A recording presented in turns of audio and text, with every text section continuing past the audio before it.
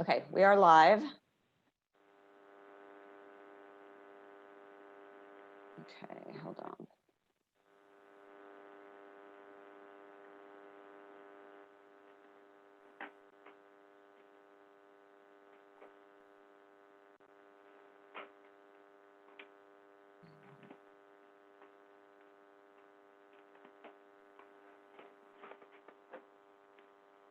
Okay. So George, I'm going to make you host again. Is that correct? Okay, great. And if you could go ahead and make me co-host again, just in case there's any issues that I can help with. I don't know what those would be, but great.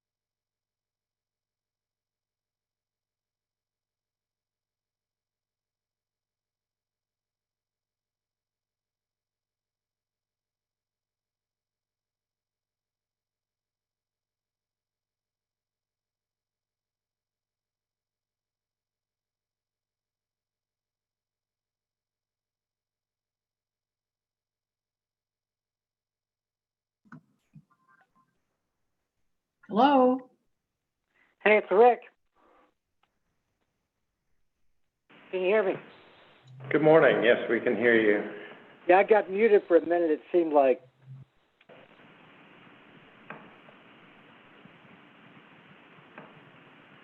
Hey there. Hi, who's just joined us?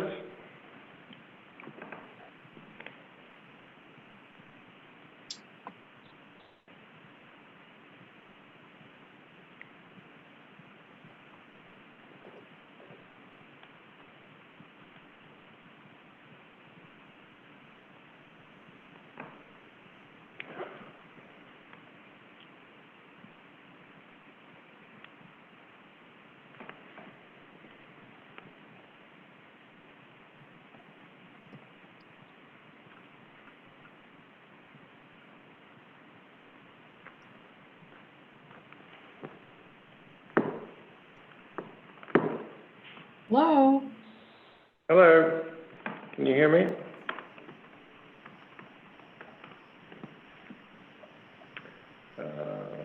That's Lori Filippo. She has renamed herself. Wonderful. Yeah, I just renamed her. Okay. Lori, can you hear us?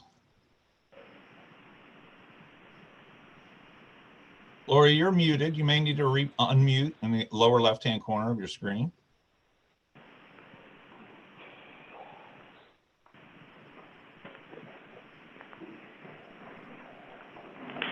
How's that? That's perfect, Lori. Can you hear us? Yes, I can hear you. Yes. Wonderful. All right, I'm going to go back to video mute, George, and just to leave you as primary. I will stay video mute unless I need to pop up for any explanation. Great. Thanks, David.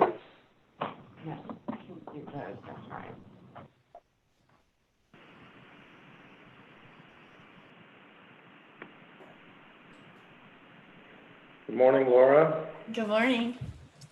How are you? Good. How's it going? Hi, Laura. Hi, Laura. Hi. How are you? All right. How are you? Good.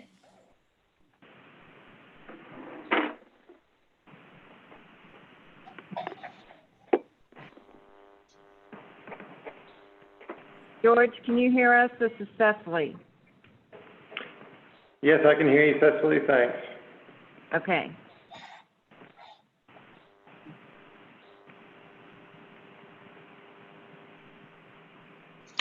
Have you got Marcia and Kathy with you?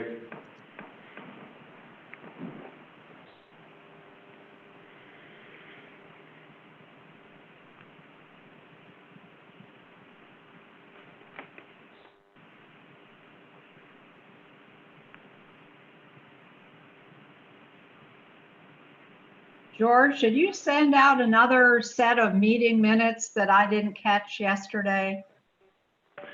I just sent them out this morning, a few minutes ago, Lori. Oh, I okay. apologize. Oh, that's have them- okay. Just so I think we have them. Yeah. I printed them and I thought, wait a minute, who is this attendee list? Yeah. Yeah, Oh, I'm well. stepping in to the public guardian meeting as well this week, and Oh, so so you, I yeah, things got a little, managed to save them in the wrong folder. all those things happen. So hopefully, everybody should have gotten a copy of the actual Alzheimer's Commission minutes just a few minutes ago. So apologies for the confusion.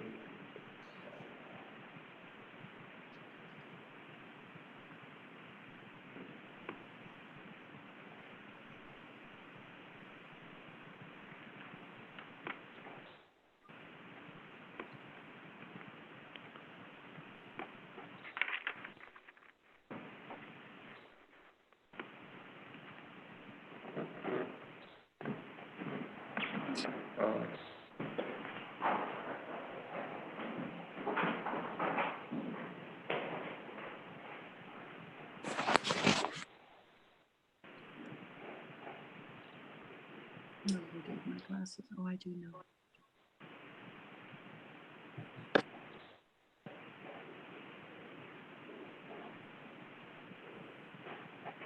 So are we going to meet anyone's pets or children today, Laura? I'm actually in my office Oh, good. hiding. Yeah, good strategy. Yeah. A dog. This is Karen Dar. Hey there. Good morning, Good Karen. morning. I'm going to rename you.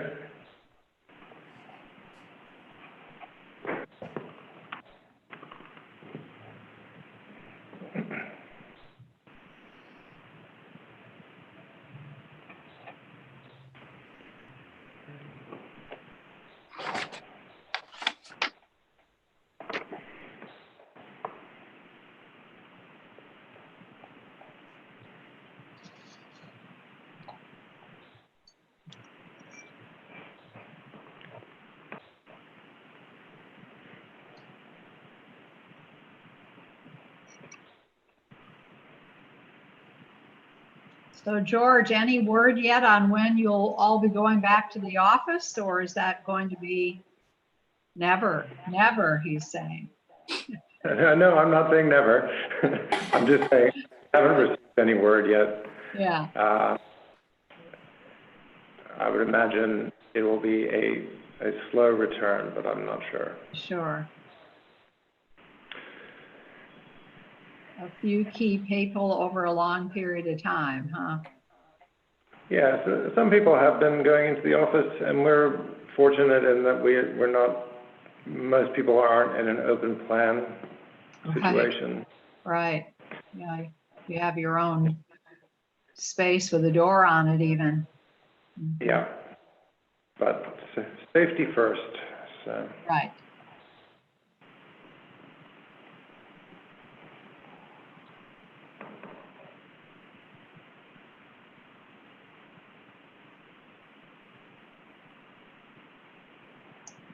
Some pretty disheartening article in the Washington Post last night. I don't remember if it was their reporter or somewhere else about the, in some people, really significant cognitive deficits for now, little improvement over several months after getting off of respirators.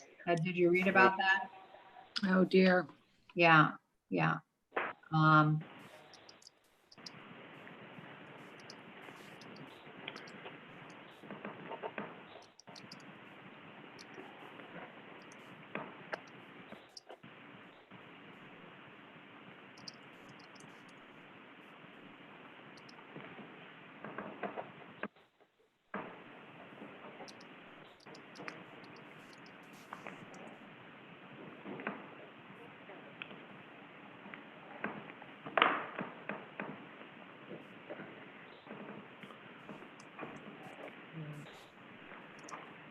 So Laura, we're just about at a quorum.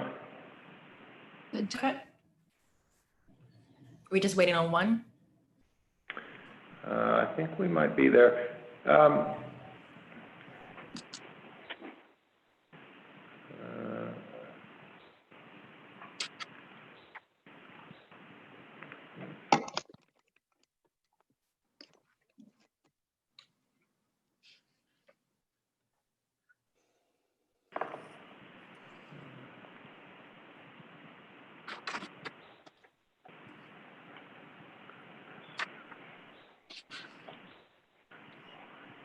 Uh, yes, one more.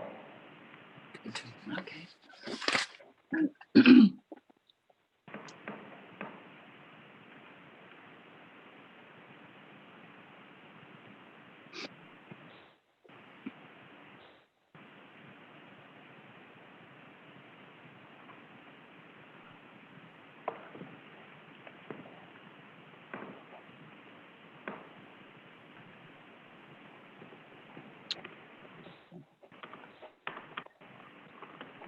Hey, guys.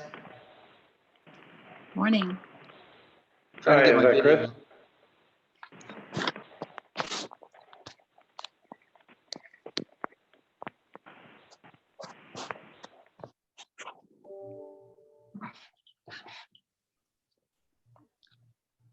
Lana, okay, so we have a quorum. Right. Well, so I guess you want to get, we should go ahead and get started since our time is limited. But I would like to welcome everyone to the first ever electronic Alzheimer's disease and related disorders commission meeting. Sorry that we can't see each other in person, but glad that we at least were able to figure out an electronic way to do this. Before we get started, I did want to turn this over to George, who's going to walk us through some of the rules for electronic meetings. Okay, thank you, Laura. So welcome, everybody. As Laura said, it is our first electronic board meeting from DARS, so hopefully everything will go smoothly. But just a few housekeeping things. In your Zoom screen, you'll notice down at the bottom you have your mute button. So we'll ask everybody to keep yourself on mute unless you're talking. And you can press and hold the space bar to temporarily unmute yourself. So while you're speaking, keep that space bar down. As soon as you're finished speaking, you can release the space bar and you'll be muted again. And please keep your video on if you have a camera. Just makes it more interesting for everybody else if we can see you. And then finally, there's a chat box. If you can use that to let us know of any technical issues that might arise, and you can use that to ask or answer questions, or you can also use the reactions. You can put a thumbs up for agreement, although that won't count for a vote. We will do that by roll call. And if you use the clapping symbol, we'll take that as raising your hand to speak. And please just try not to talk over other folks. I'm sure most of you are pretty familiar with electronic meetings now, but and then finally you have view options in the right-hand side of your screen, and you can change those yourself to display as many people as you'd like. So if you run your mouse over over somebody's picture, right at the top there should be some symbols that pop up, and you can use those to arrange your viewing.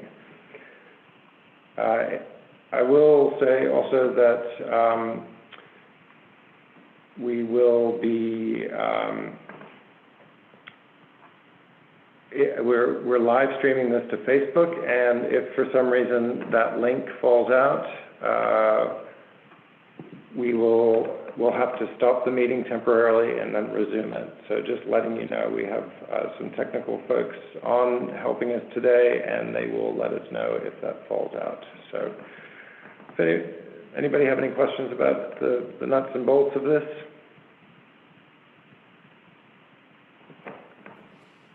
Great. George, excuse me, George, are you going to set this up so we can all see everybody, or is that something we need to do? So that you do yourself. We will be spotlighting people if they're presenting or speaking. So you may not be able, you can change the what's showing up. Oops, I lost your video. George, we've lost your You sound. lost your audio. There we go. Okay, can you hear me now? Yes. Okay, sorry. So yes, you can set some of the things. We will be spotlighting people when they're speaking. So you may not be able to change your main display, but you should be able to change those small ones on the side or at the top. Okay. Great. So I guess what we want to do now is actually start with a brief welcome. I will go ahead and introduce myself, and then I will turn it over to George to actually do a roll call. This will also help with collection of the minutes. So I am Laura Bowser. I'm the chair of the Alzheimer's Disease and Related Disorders Commission. I also serve on the Alzheimer's Association board in the Richmond chapter. And my attachment to this disease is my mother passed away at 57 with early onset Alzheimer's. In my day-to-day job, I do HR consulting. George? Great, thank you. I'm George Worthington. I'm the Dementia Services Coordinator at DARS. And my mother-in-law lived with Alzheimer's disease for 20 years before she died from it. I'll ask Lana next to introduce yourself. Hi, I'm Lana Sargent. I work at VCU and in VCU Health Geriatrics, and so my connection to Alzheimer's is both personal with family, but also in caring for patients in that setting and doing research on that topic. Thank you. Karen Darner.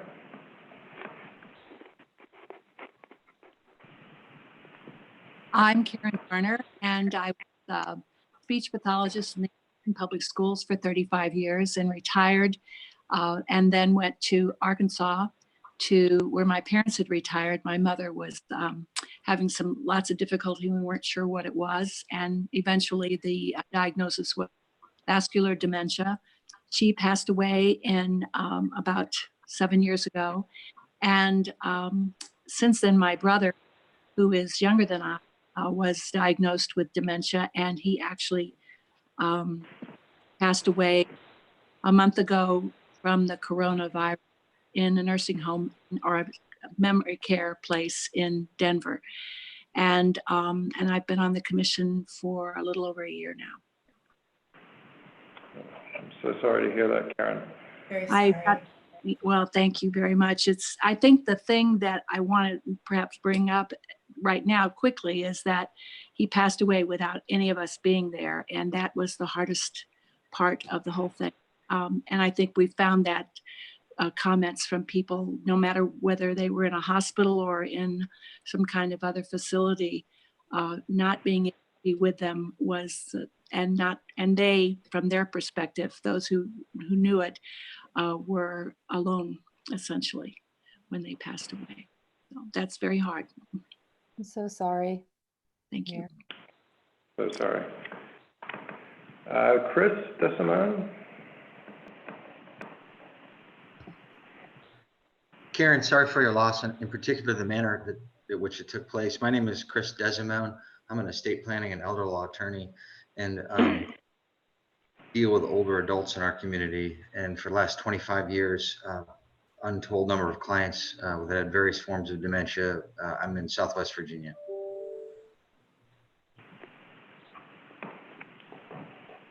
Karen Garner, thank you. I think she already went. Oh, the other Karen, the one with the G. Oh, sorry. That's okay, Chris. Karen Garner, I'm in Southeastern Virginia, and I work with the Alzheimer's Association as the Virginia Advocacy Manager. I got involved with Alzheimer's advocacy when my husband was diagnosed with younger onset Alzheimer's, and got involved with them. And then the commission. I think this is my 3rd year as part of the commission. Thank you. Valerie Hobson-Bell, she sent her regrets. Unfortunately, she won't be able to join us today. Rick Jackson? Yes, I'm Rick Jackson. I'm the recently retired Executive Director of the Riverside Center for Excellence in Aging. I've been managing hospital-based and community-based services to serve older adults since the early 1990s. My late mother had Lewy body dementia, so I've, had both a professional and a personal involvement in cognitive impairments. And this is my 4th year, I believe, on the commission. Great, thank you. Khurram Khan?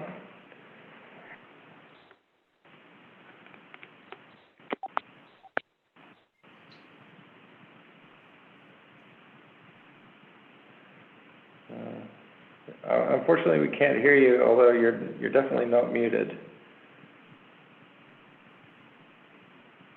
No.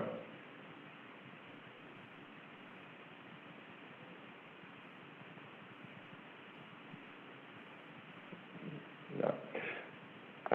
Okay, we might come back to you. Carol Manning? Hi, I'm Carol Manning. I am the, can you hear me?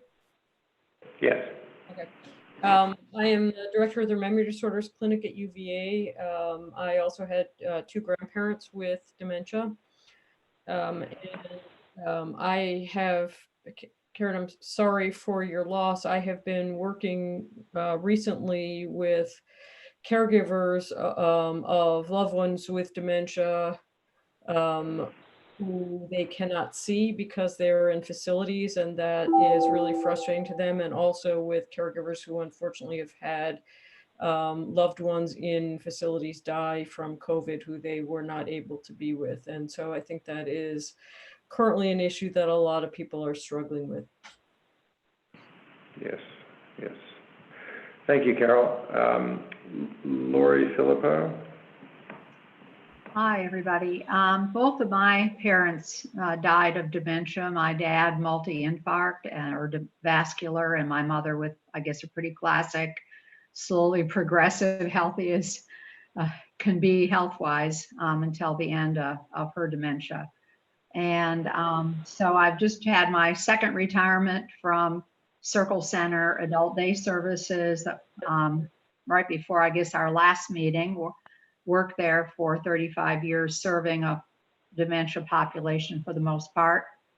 And I continue as a licensed OT, and looking back, saw my first patient with dementia in 1970. So going way back with that diagnosis. I think Pick's disease even then diagnosed. So end of my 2nd term on the commission. Great. Thank you, Lori. And finally, Pam.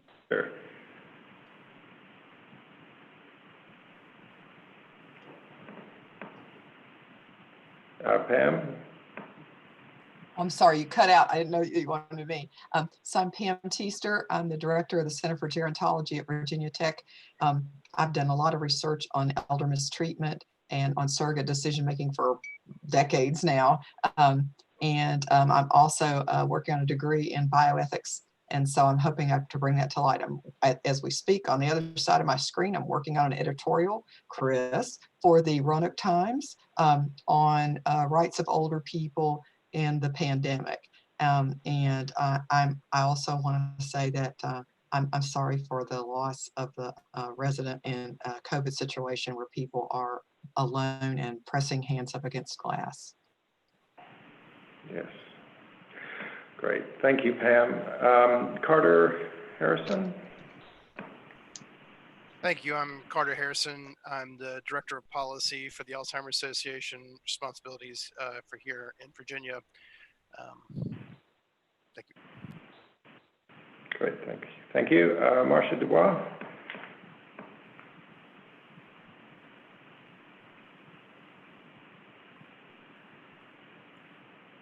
You're on mute, Marcia.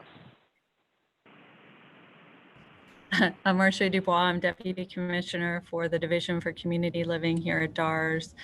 And personally, I had an aunt die from Alzheimer's, and also my father. And I also want to extend my condolences to you, Karen. So that's it. Thank you. And Kathy Miller. Good morning, everyone. I'm Kathy Miller. I'm the Director of Aging Programs and Services here in the Office for Aging Services. We're getting an echo in our conference room, so I apologize for that. I had a grandmother and a father-in-law who died with dementia, and as a nurse, I have worked with many patients over the years with dementia. And again, I also send my condolences to Karen. Thank you. Thanks, Kathy. And Emily Hoyt. Hi, everybody. I'm Emily Hoyt. This is my third summer interning with DARS. I'm super happy to be back. And I'm just here today to observe and learn. But personally, both of my grandmothers had dementia. One of them had Alzheimer's, and they both passed away. So this is definitely a topic that's very near and dear to my heart. And all the work that you guys do on Alzheimer's and dementia, I just really admire that. So I'm happy to be here today to observe and see what you guys have going on since last summer when I was here the last time. Great. Thanks, Emily. And finally, Cecily. She may not have a microphone. So we also have Cecily Slater, the Administrative Assistant for DARS, and Nick Slentz, who's helping us out. He's the Coordinator of Caregiver Programs. Yes. So, Can you hear me? That's I, all right. No, we had a little glitch. I'm Cecily, administrative support to the 3 aging boards. Hey, thanks, Cecily. Hey, George, this yes. is Khurram here. Are you able to hear me now? Yes, we are. Thank you. All right. Thank you. So my name is Khurram Khan. I'm part of the commission for the last 3 years now. And I own a small home care company. I'm based out of the Northern Virginia area, but I also have a full-time IT job as well. So happy to be here and sorry for your loss, Aaron. Great. Thank you all. I'm going to turn the meeting back to Laura. Great. So as usual, we normally start by reminding us of why we're here today. And so I'm going to go ahead and just read the Virginia Code. The role of the Alzheimer's Disease and Related Disorders Commission is to, 1, examine the needs of persons living with Alzheimer's disease and related disorders, as well as the needs of their caregivers and ways that state government can most effectively and efficiently assist in meeting those needs. 2, develop and promote strategies to encourage brain health and reduce cognitive decline. 3, advise the Governor and General Assembly on policy, funding, regulatory, and other issues related to persons suffering with Alzheimer's disease and related disorders and their caregivers. And 4, develop the Commonwealth's plan for meeting the needs of patients with Alzheimer's disease and related disorders. And lastly, establish priorities for programs among state agencies related to Alzheimer's disease and related disorders, and criteria to evaluate these programs. So with that, I wanted to go ahead and get started. We need to review and adopt the meeting agenda. And this, I think, is going to go a little bit different since we are an electronic version. I believe we have to do an official roll call. But before we do that, I wanted to see if there are any amendments to the agenda or if we can go ahead and move to vote on it.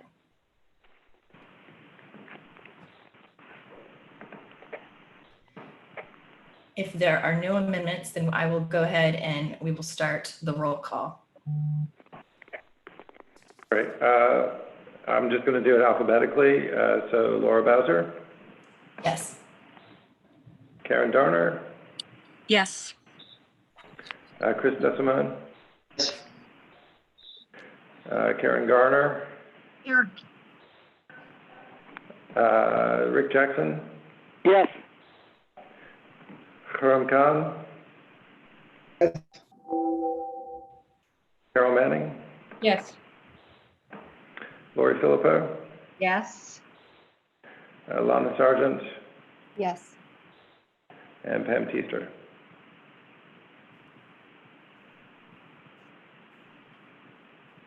Pam, are you able to hear me? Yes. Okay, thank you. All right, so yes, was unanimously adopted. So that's just we wanted to practice that because we'll be using that if we continue to have electronic meetings. Great. Thank you all. And now I know that the minutes were sent out just like I think about 20 minutes before this session. So I'm not sure if everyone had a chance to review, but I wanted to know if there are any corrections to the minutes.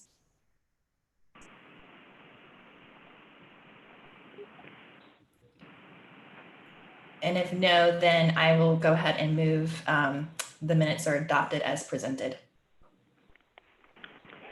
Second, this is Rick. Thank you. So I guess we go ahead and move and open it up to public comments. And George, I'm going to ask, how does that work given that we're streaming? So we on the agenda, we noted that we would accept public comment by email up until yesterday. So I did not. George, I think we lost you. So I didn't receive any public comment. It was on the notices to send it in by email. If we had received any, we'd read that out now. Perfect. Then we will go ahead and move on to the Division for Community Living report with Deputy Commissioner Marsha Dubois. Hey, good morning, everyone. Obviously, a lot's been going on since we last met. I'd like to really begin by giving a lot of recognition to our 25 area agencies on aging for their really heroic response to COVID-19.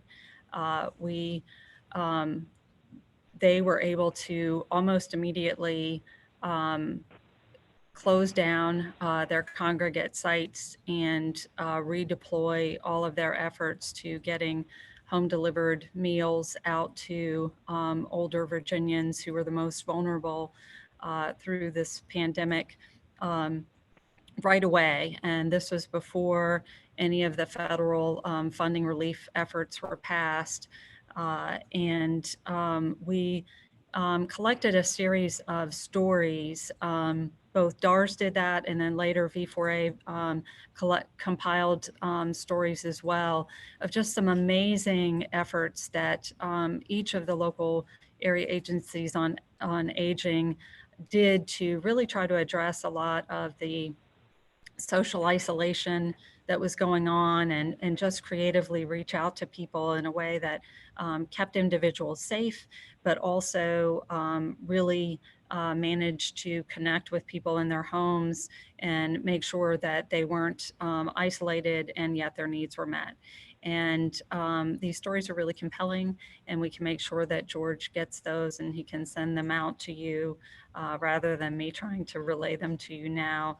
But I think you'll find them really innovative and heartwarming later.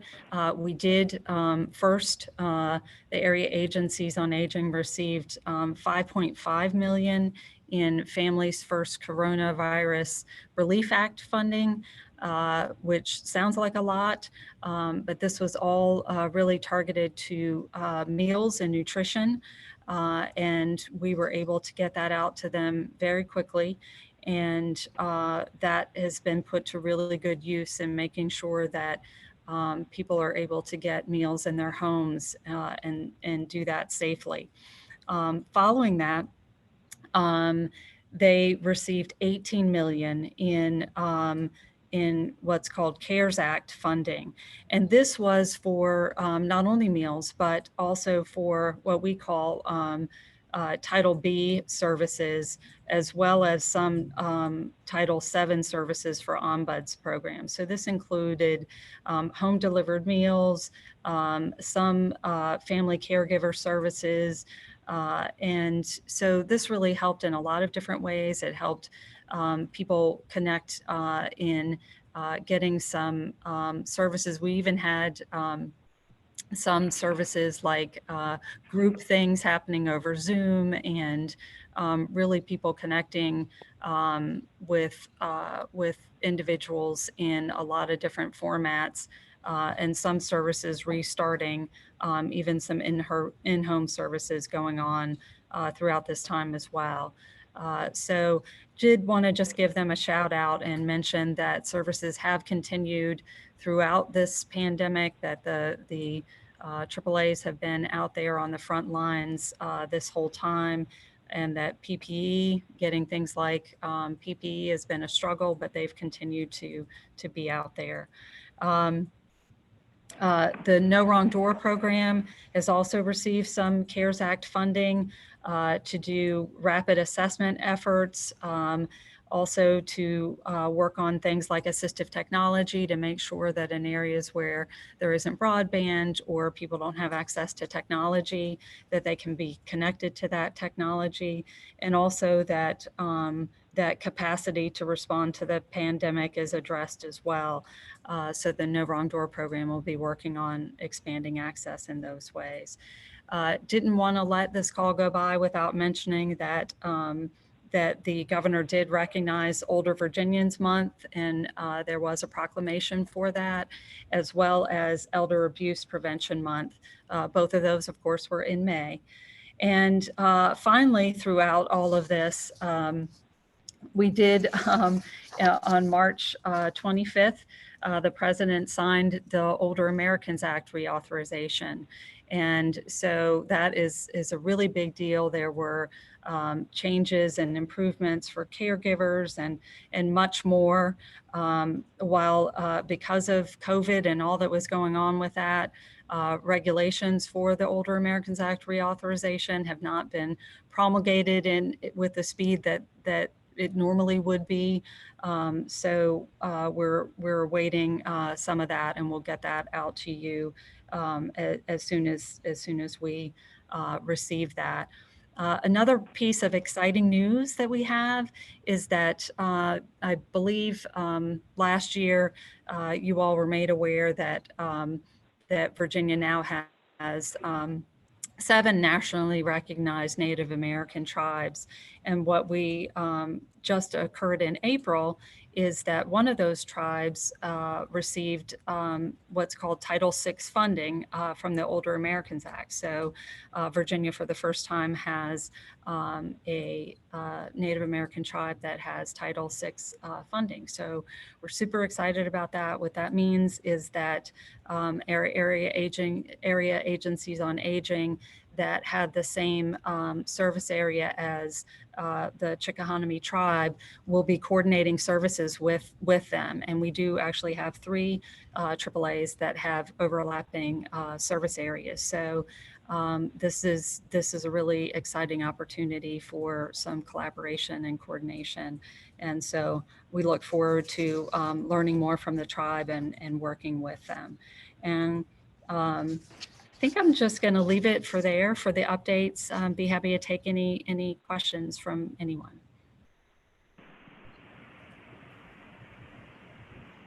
nobody has a question, Marcia, I've got one real quick for you, if you don't mind. Could you, and you don't have to do it now, but I think it would be important to know the changes to the Older Americans Act with regard to the incorporation of the younger onset provisions. So would it be possible for you at a future date to provide that information to the commission? Yes, I certainly, Carter. I almost mentioned those, and I have what they were right before the Older Americans Act was reauthorized, and because and Charlotte has all of that as well. We really are waiting for everything to be promulgated at this point. There were a few not related to that, actually, as far as we can tell, a few last minute tweaks that appear to have occurred. So we don't really want to push anything out until we see the final version.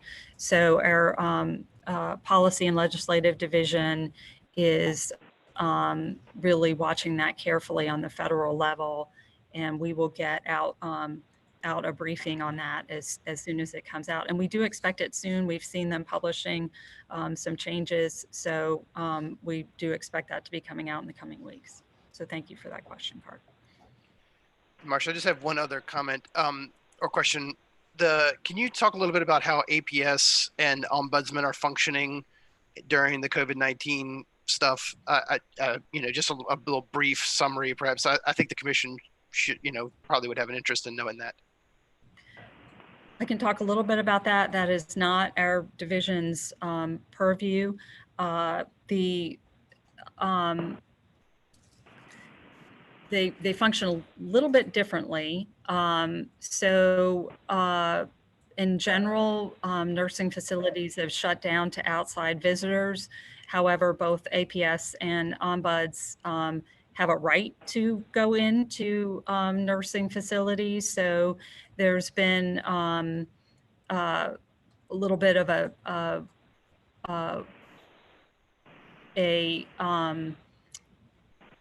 I don't want to call it collaboration. There's been a little bit of a working back and forth about what the safest way for interaction between those two programs is.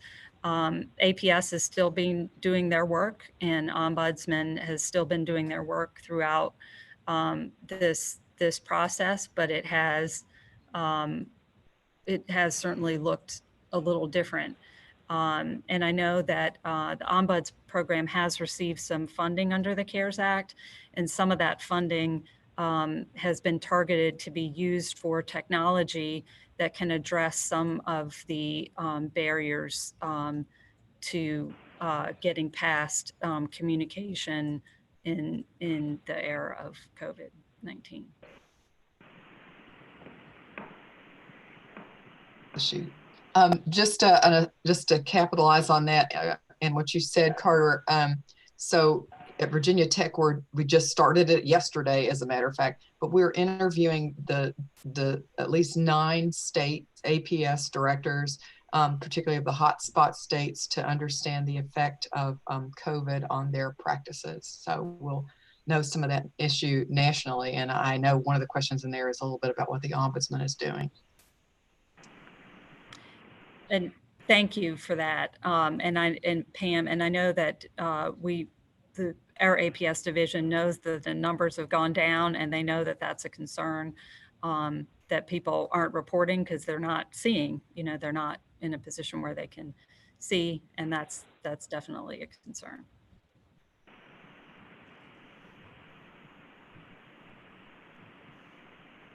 Great. Are there any other questions? If not, then I will go ahead and turn it over to George, who's going to give the Dementia Service Coordinator report. So, as you may recall from March, I had an awful lot upcoming over the last few months. Of course, due to COVID, most of the presentations that I had on my calendar were all postponed or canceled. That unfortunately included the 2 presentations that Laura, Lana, and Karen Garner and I were going to do at both the SGS conference in Norfolk, which was canceled, and the Governor's Conference on Aging, which is now postponed until next year. I suspect they'll be asking for resubmissions for presentations, and I know there's planning to be a heavy focus on public health and COVID. So we'll certainly keep you updated on that. Dementia Friends programs stopped. We're now we've just developed and piloted a virtual offering for the Dementia Friends information sessions. We tested that last week, and we'll be rolling that out to the state over the next week or so. We also did our first virtual Dementia Friends Champions training last week. We had 14 people join for that, and it went quite well. So I think the response was very positive. People were excited to be able to offer this virtually. They feel like this is important information, and they want to be able to get that out. So we'll be doing another Champions training in July, and we're going to make our what we used last week available to all the other champions in the state. There are now over 500 champions in Virginia, which is very exciting. A couple of things that I was able to do. So I was scheduled to do a webinar on brain health for Virginia Department of Health's Partners in Prayer and Prevention program. They asked us to switch that up at the last minute to what DARS was doing in terms of responding to COVID-19. So one of my colleagues, Kelly Wright, who runs the nutrition programs, she and I presented on DARS's response to, I think there were about 300 members of faith communities or leaders of faith communities on that call. So that's good to be able to do that. And we will be doing the brain health program at some point in the future. The Virginia State Police Academy has asked me to come back and do a dementia awareness for first responders in September, assuming that we'll be able to do that in person. And that's really it. So on the data front, we reported on the data report in March. I'm still waiting for CMS beneficiary chronic conditions data, which is the county level data that we get to be updated. It's still only available to 2017. And we're also looking to get the results from last year's BRFIS, cognitive decline and caregiver modules in the next 3 months. So hopefully I'll be able to report on that to the Commission in September.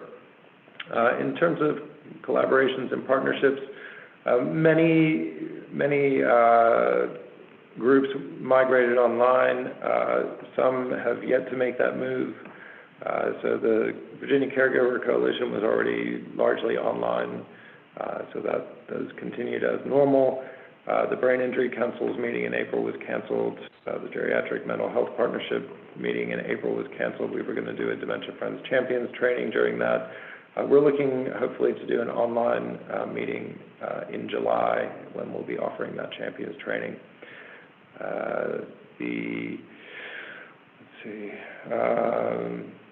The Virginia Center on Aging Advisory Board met virtually on April 30th. I attended and provided an update on the GTE grant for dealing with dementia, which I'll talk a bit more about in a second. I think that's really about it. As I said, most of the Dementia Friends sessions stopped, and many of the dementia-friendly community initiatives also really went on pause. Obviously, focus is very much elsewhere during the pandemic, and most dementia-friendly initiatives felt like this was really not the time to be pushing this, but they're looking to start gearing up again in the near future. As for grants, the GTE grant was due to finish at the end of June. We did receive a no-cost extension until the end of December in order to hopefully be able to offer some of the caregiver workshops. So this was a two-phase project. The first phase was to train 20 trainers of the Dealing with Dementia program workshop for caregivers. That was done virtually in January, and all but I think 19 people attended, and one was sick and wasn't able to attend her session, but she's scheduled to do the training in August. We had hoped that people would be able to do their first workshop. Ross and Carter Institute that licenses the program requires everybody to do 2 workshops in their first year. We had hoped that people would do their first workshop by the end of May. Obviously, those were all canceled. Unfortunately, our Ross Carter Institute has not made a virtual offering available. They are piloting one, and depending on how conditions develop, then we'll either be offering those in person, hopefully by the end of the year, depending on how things go. But we'd like to be able to report to the Virginia Center on Aging on some of those caregiver workshops. So we were able to purchase all the books, so all the money has been spent. We have enough materials to provide the workshop for free to 783 caregivers, which is fantastic. We just hope we can actually start delivering that soon. And I know the new trainers are all very anxious. Some of them had tried to move forward with virtual offerings, but unfortunately Ross and Carter did not allow that. The next big project that we worked on in April and May was the CDC Bold Act grants. So there were 2 of these grants, one for Centers of Excellence. There were 3 of those to be awarded nationwide, and one for public health programs. So we decided in the end not to go for the Centers for Excellence. We felt that our efforts were better directed to the public health programs grant, which we feel like we have a very strong proposal. So I worked very closely with Millicent Miller at the Department of Health. She's in the Office for Family Programs. And with Tina Thomas and Katie McDonough at the Alzheimer's Association. So we're the 3 main partners. We put in a project with a budget, I think, of just over $300,000 annually. We've also enlisted quite a number of other partnerships, such as Leading Age Virginia, the Balm in Gilead, Hampton University, and others. So the proposal addresses 6 of the Healthy Brain Initiative roadmap activities. We were required to address 4. 2 of those were set, and then we had the option to choose from an additional 6. So we chose 4 of those for 6 in total. Really focused on educating health workers and also public health personnel about Alzheimer's disease and related disorders as chronic conditions and requiring a public health response. And also we put in for funding for several of the things that we had discussed here at the Commission, such as the Washington State Roadmap. We've put in the budget to actually print, I think, 25,000 hard copies of that once we have that developed, and that was in the work plan as well. So while we've already just begun working on that at the Coordinated Care Work Group, hopefully we'll have some money at the end of that to make that available widely. I will let you read the tracking policy. There was nothing particularly new in terms of bills. The only thing I'll mention was the budget amendment that passed to provide funding for the care coordination at UVA. I believe that's been eliminated as a result of the response to COVID-19, which cut all new spending. And that's everything for me. Does anybody have any questions? George, the the practical effect of the budget is that it's been eliminated, but technically they are all frozen and can be quote unquote or unfrozen at some point in time in the future. So it's not quite an elimination like the governor vetoing it. It is some gray area there. So just wanted to make you aware of that. And also wanted to thank DARS for their involvement with the bold piece. Once that application was available, they were very kind in offering support both financially and with George's time to help work with the health department to get that done. So it's a collaborative effort, as George said, between us and the two departments, and really appreciate that. I think you all have a very strong proposal personally, as I've been hearing from other states. One of the things that seems very popular is to create a dementia services coordinator with those bold funds. So we are obviously ahead of the game in that regard. So. Great. Thank you. Thanks, Carter. Any other questions or? Can I mention something? Please. Just a plug for online platforms. I was a little skeptical, and Alzheimer's Association asked us to do a legal and financial planning workshop on an online platform. I don't believe it was Zoom, but it was whatever one they were using. And people are extremely receptive to it. So I think we're kind of going to see a paradigm shift moving forward. We ended up with people all over Virginia. I think it was like 150 people online viewing this, and some in many rural areas that weren't exactly mobile, and their families weren't mobile or nearby things. So I think moving forward, and I know you all already know this, but we just did this at the end of April 29th. We had this online seminar, and we had people from these rural parts all over Virginia viewing it, and it actually worked well. So our Alzheimer's Association did a great job with that. I don't know if you had mentioned that or not, but just a plug for the online platform. I think we can all take a cue from that might be the way to do this moving forward, to reach as many people as we can. Yeah, thank you, Chris. I would absolutely agree with that, with the one caveat that there's still areas where people don't have that access through bandwidth issues and things. But certainly it's very exciting to be able to offer these programs and have people from all over the state join so easily. It's really great.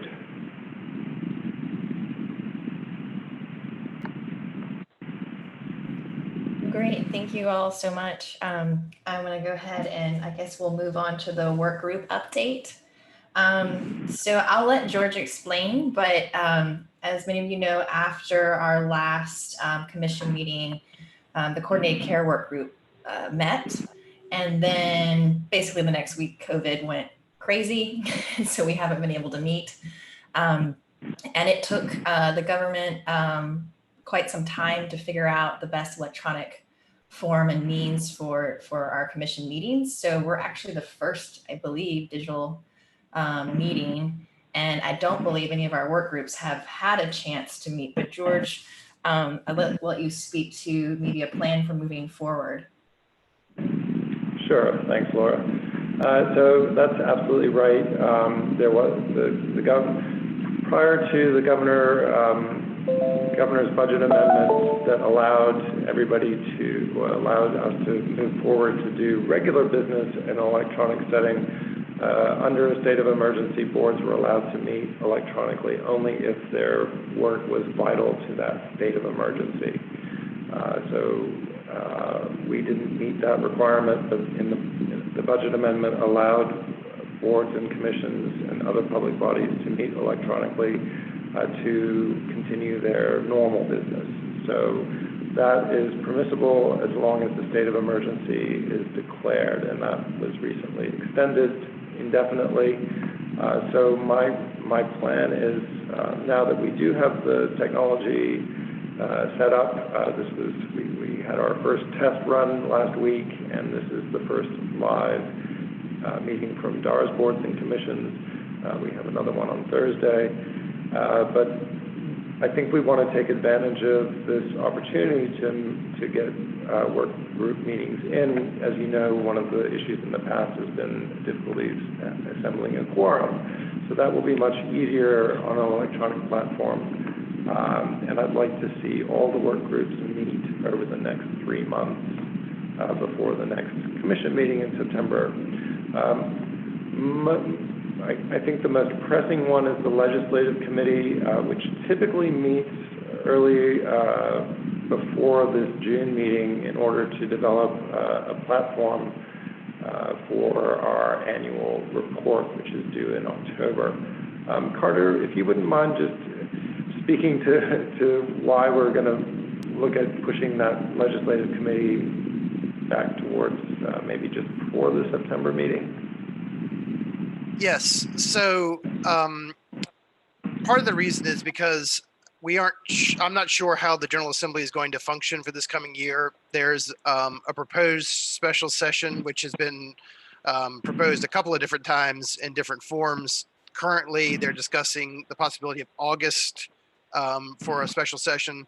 So I wanted to see where we were in the process before we committed to legislative issues. One of the issues that I think we will definitely be wanting to follow up on is our dementia case management program.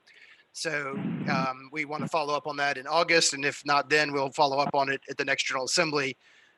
Regardless, I think that's going to be an issue. Some of the other issues are a little more challenging to predict. For example, one of the things that I think we would be very interested in doing is the data collection from facilities and having that reported. If that's addressed in the August special session, then obviously we wouldn't need to do it for the coming regular session of the General Assembly. So there are issues like that that have to be resolved or not before we can make the determination about what issues to advocate for during the regular session in January of next year. Great, thank you. Thank you for that. So that to me says that we should be able to have some outcome from the legislative committee by the next commission meeting. It may be a little uncertain, but given the timing of that, we'll need to approve that legislative platform at the next commission meeting. And put the final report together. Hopefully, we should have a draft available for you. Well, we will have a draft available for you at that meeting that we can then approve and move forward with that. The other work groups, I will be in touch with folks over the next week or so to schedule the meetings. As Laura said, the coordinated care work group meeting, we met briefly after the last meeting. Members were tasked with looking at the Washington State Dementia Roadmap and starting to think about how the content needs to be adapted and changed for the Virginian context. So we'll be revisiting that at our next meeting. And as I said, you'll all be hearing from me soon as long as you've signed up for a work group. If you haven't signed up for a work group and you're now interested in being part of one, given that we can meet virtually, please let me know. George, just as a reference, I will happily link you up with our association contacts there that help put that together on the Washington side, if that's useful. Yes, that would be great. Thank you, Carter. Great. So I think that actually gets us through a large chunk of our agenda for today. But something that George and I discussed is we wanted to talk about dementia services during COVID. I know we've already been talking or touching on it a little bit, but we'd like to hear from members about thoughts, concerns, and innovative approaches that people are taking during the pandemic. And George linked the Dementia Services webpage to the National Alzheimer's Plan website, which has specific information about dementia and COVID. And so maybe we have a conversation as well about, do we want to do the same for all as possible? Or should we make information available directly? And then also we'd like to hear a little bit about what people have been dealing with, given all the recent changes with the disease. George, I don't know if you want to have people raise their hand or just keep it a little bit more free flow.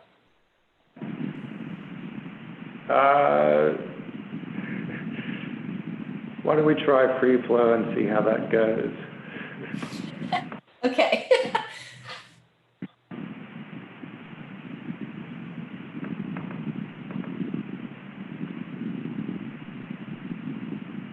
If nobody has anything they want to share, I'll go ahead. But Karen, looks like you might want to speak. Go ahead. I was going to say, I'll just go back to what I had said at the very beginning, that I feel that because COVID occurred so quickly, and then the facility that many of our folks in, or even with services at home, weren't prepared to make changes in their delivery of services.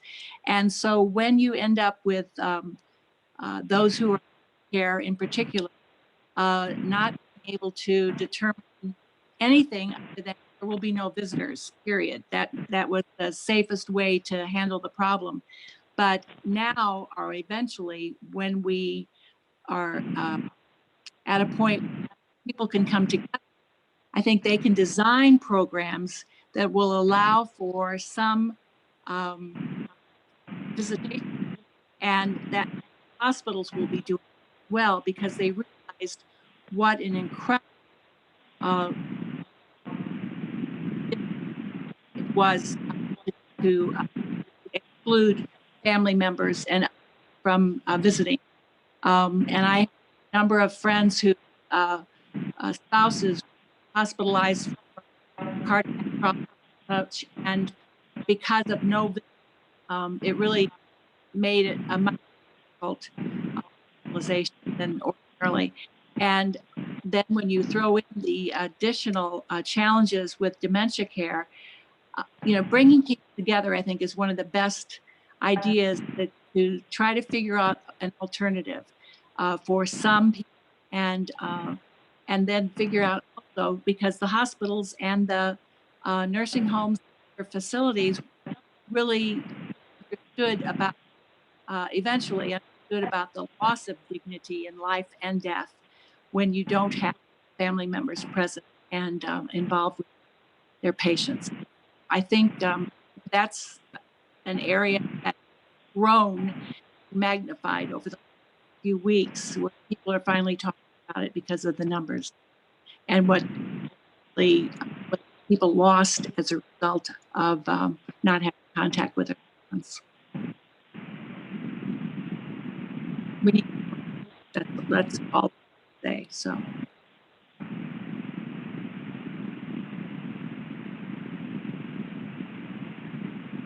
Thank you. Anyone else? In my retirement life, I've not learned how to raise my hand on Zoom. I know. But I would like to share a few bits of perspective, I guess, that has come out of the adult day center world in dealing with COVID. Of course, I'm not working in adult day anymore, but I continue to hear from at least Circle Center about what the challenges have been, and I have every reason to believe that every other center in the state was impacted by the same thing. And the initial challenge was having to make a call about how long to stay open, because families were obviously desperate until their work environment and caregiving situation was clarified. They continued to need centers to be open as long as they could be. I think the numbers stayed open for 2 or 3 weeks, even into the beginning of April, with intense screening of each person as they arrived for the day, throughout the day, sending people home with the slightest suggestion that there might be an issue. But eventually, I think all of the centers did close.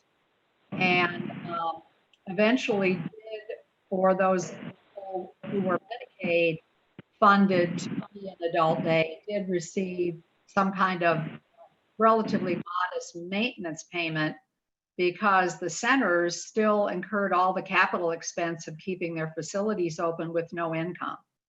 And also trying to keep enough staff on board that they could provide support services to family caregivers who were then, many of them, facing 24/7 caregiving for the first time in their experience with dementia, and of course lots of other needs that people who use adult daycare had. At least in the case of Circle Center, some really creative programming was developed.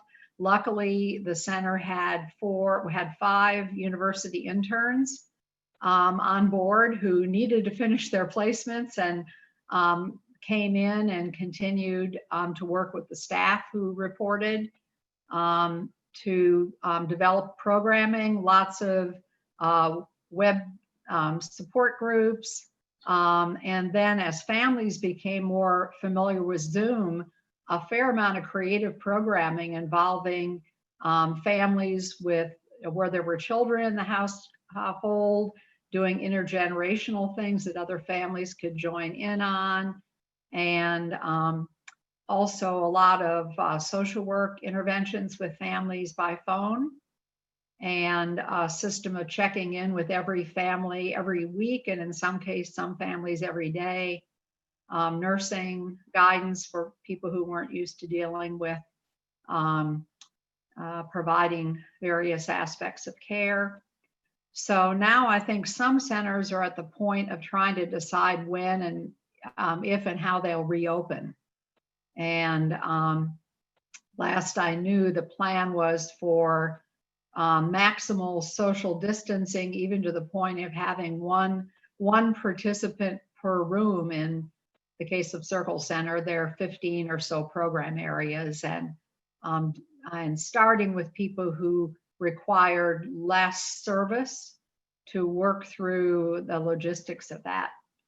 So unlike families in the residential setting who didn't get to see their relatives, for the adult day participants and their families, it was more getting used to having full responsibility for a person 24/7 for families who hadn't been used to it, and often without the supports that they were used to, unless they either reached out to medical providers or through the center's help managed to take care of people's health needs themselves. So I think a lot of learning will come out of this, and hopefully best practices that can be shared with centers, and the story is still being written. Thank you. Carter, did you want to say something? I did. I wanted to talk a little bit about COVID-19's impact on residents and facilities. As you know, about 60% of the deaths in Virginia, and since that changes daily, you have to be a little careful with that number, but it's right around 60%, have been people that reside in a nursing home or assisted living facility. And the Alzheimer Association has some recommendations for how to address some of these issues that we've been working on and will continue to work on as the pandemic continues to unfold. But I wanted to talk a little bit so you guys will be aware of them, and this may also impact some of our advocacy going forward. The first area that we want to concentrate on basically deals with testing in the facility. So right now, they're doing point surveillance in various facilities across Virginia. They have not obviously tested in every single facility, but I do think that it's going to be important for us to ascertain where where outbreaks are occurring, so that we can get resources to those places and monitor them, as well as put certain enhanced practices in place. So I think a lot of this is going to sort of start around the testing piece. And then secondarily, but also important, is going to be reporting, because we need to have public access to this information. As you know, the Attorney General has ruled that a nursing home and assisted living facility is a person for the purposes of privacy information, and therefore they cannot list the name of the facility that where the outbreak is occurring. Now, CMS has put some rules down that are having an impact on that, but they're still within assisted living facilities, that would not apply. So I think we really need to have this transparency of reporting in place. And then secondarily, once we discover where these outbreaks are, we really have to surge and make sure that we have the resources available to those individuals, whether that be those facilities, whether it be PPE or staff or whatever support is going to need to be in place to make sure that we minimize the spread of COVID-19 within the facility and also within the staff that work at the facility. So, and then of course, lastly, I sort of talked about the support, whether that be PPE and things like that, which I think are relatively easy ones to think about, but I also need support. I think facilities need support for social isolation of individuals. And you heard Karen talking about that earlier, whether that be ways to connect to the family or have visitation when that's appropriate, or electronic means of visitation or some other form of way to deal with social isolation inside of these facilities. So those are the four primary areas that that we are focusing on. And as things unfold and opportunities present themselves, I hope you guys will join us in advocating for these issues here in Virginia. Absolutely, thank you. Is there any other comments?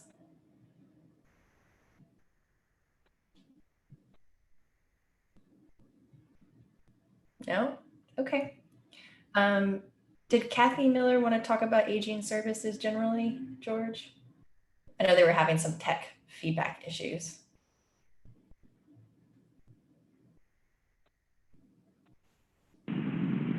Yeah, unless there's something specific that Kathy would like to tell us about the pivot in aging services, I think we probably heard a Tracy from Marcia. So, okay. But on that, I'd just like to give a shout out again to the area agencies for their incredible work in pivoting to this new environment. They did it so quickly, and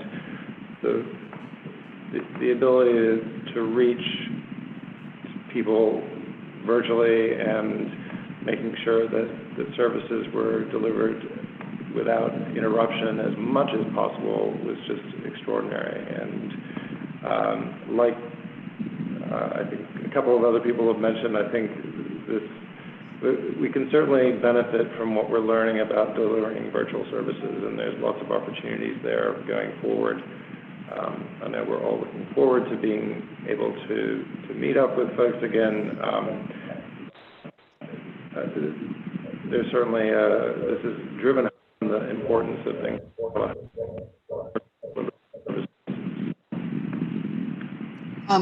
George,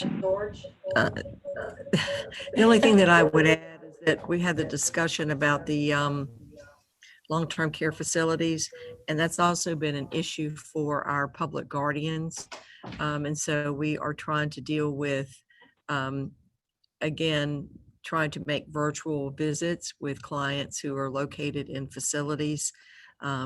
We have suspended the monthly visit requirement for guardians, but they still are trying to keep in touch with clients and trying to figure out, once they can begin to resume their monthly visits, what type of PPE that they will need in order to make those visits. And actually, we have some funds that we're going to be using to help provide them with some of the PPE that they will need when they go back into the facilities. So we're working on a policy for that right now.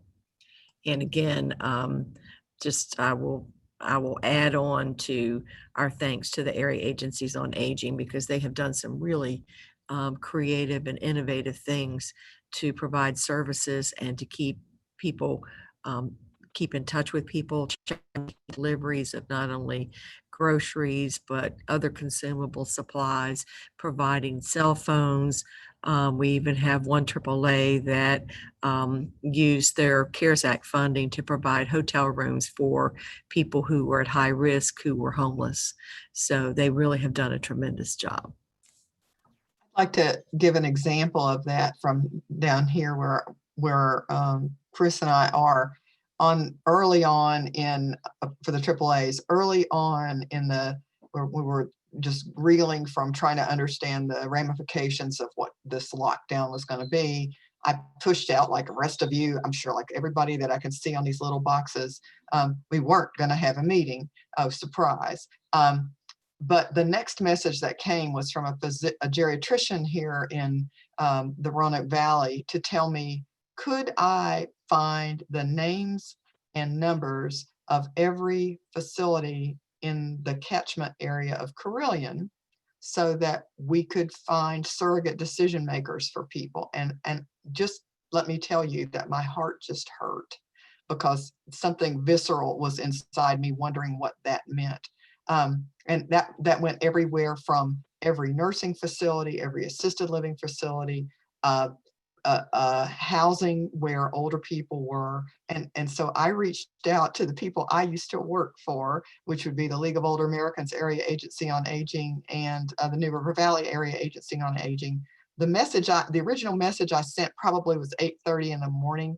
By 9:30 in the morning, I had heard from both executive directors and ombudsman and other people who were sending things back. And that list of everybody was complete by 10 o'clock that morning. And I've never forgotten that is how everybody ran. And it was like one time, I don't do too many, exclamation point messages, but I knew that one was important.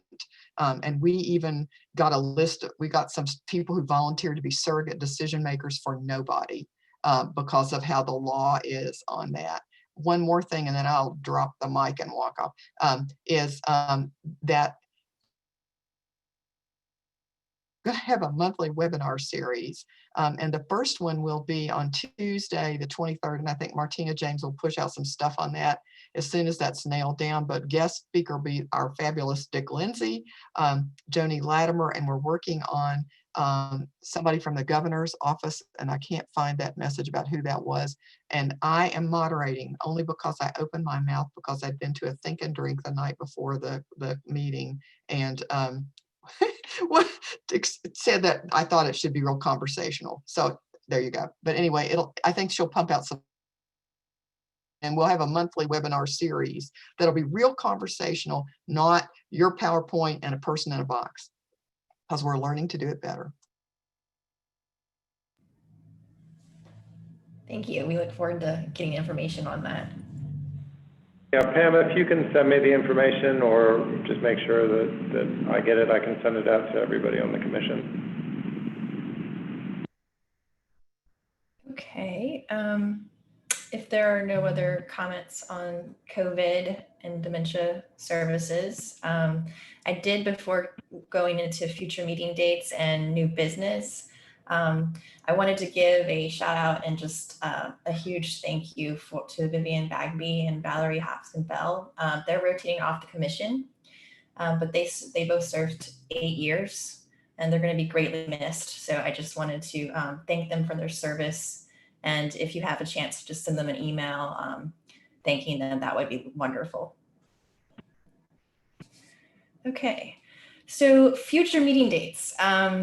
Assuming it's electronic for now, the next meeting date will be September 8th and then December 8th. And as things sort of progress, we'll just stay in touch with George as to whether or not we can meet in person. Is there anything else with that, George? No, I don't think so. We will keep you posted, but at this point, plan on an electronic meeting for September. Okay. And then now I'd like to open the floor for new business. If anyone has anything they want to share or update us with.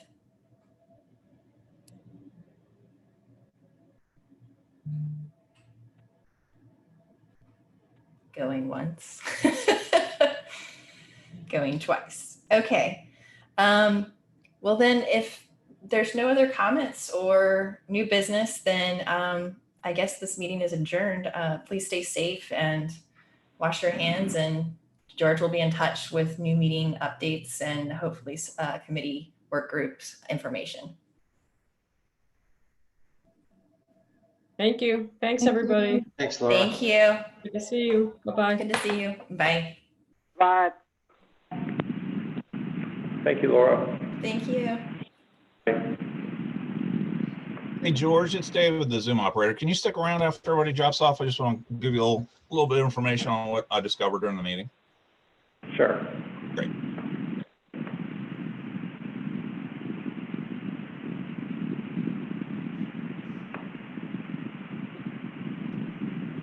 And Betsy, do you want to stop the recording, or we just want to end the meeting and let it stop that way?